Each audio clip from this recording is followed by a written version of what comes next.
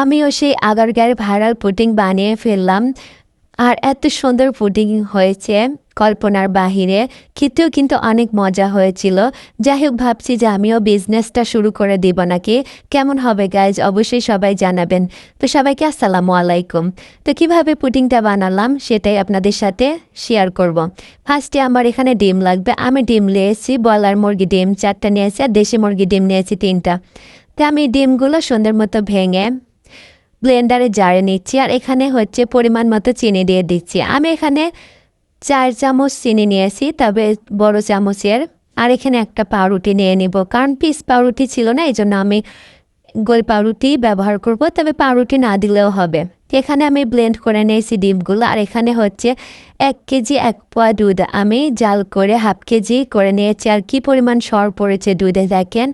তো এখানে আমি হচ্ছে 2 বারে দুধটা মিক্সড করে নেব। প্রথম হচ্ছে মিক্সড করে আমি ব্লেন্ড করে নিয়েছি, এই যে পরে আবার ব্লেন্ড করব। আর এখানে হচ্ছে আগে ক্যারামেলটা বানিয়ে নেব। এখানে ক্যারামেল বানানোর জন্য আমি চিনির সাথে একটু পানি অ্যাড করে দিব। আমি কিন্তু সব পরিমাণ মতো নিয়েছি, আমার আইডিয়া মতো, আমি কোনো কিছু মেপে নিই নাই, আমার আইডিয়া অনুযায়ী নিয়েছি। শুধু আপনাদের দেখানোর সাথে আপনারা হচ্ছে ইচ্ছা করলে মেপে নেবেন, মানে যে যেমন মিষ্টি খাবেন তেমন।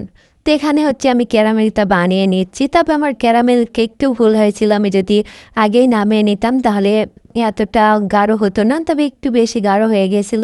তবে ব্যাপার না, তবে তিতা লাগেনি, ভালোই লেগেছে। তো এখানে ক্যারামেলটা সরিয়ে আমি পুডিংয়ের পাত্রে আমি দুধগুলো ঢেলে দিব, দুধ ডিম মিক্সড। তারপর একটু ফেনা ফেনা হয়েছে, আমি চামিচ দিয়ে করে নিয়েছি। আর এখানে এই যে রাইস কুকারে বাটিতে স্ট্যান্ড বসিয়ে দিয়েছি পানি দিয়ে। তো এখানেই হচ্ছে আমি 30-40 মিনিটের মতো করে নিব। তারপর আমি দেখছি যে হয়েছে নাকি।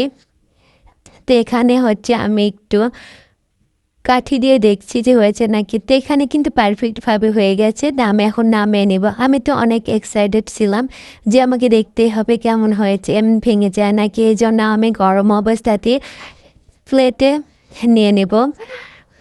তো অনেক ভয় ভয় লাগছিল যে আল্লাহ হবে নাকি জানি না, তবে যাই হোক পারফেক্টভাবে দেখেন হয়েছে, কি সুন্দর পুডিংটা হয়েছিল।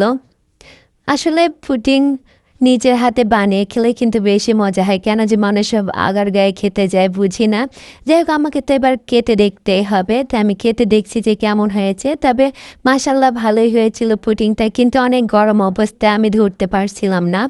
তো আমি ছুরি দিয়ে ট্রাই করছি, কিন্তু ছুরিটা নরম জিনিস, ভেঙে যাচ্ছে। তো আমি লাস্টে চামচ দিয়ে দেখছি, তো না, ভালোই হয়েছে, খেতে অনেক মজা হয়েছিল। সবাই কমেন্টে জানাবেন কেমন হয়েছে। আর আজকের মতো ভিডিও পর্যন্ত, আল্লাহ হাফেজ।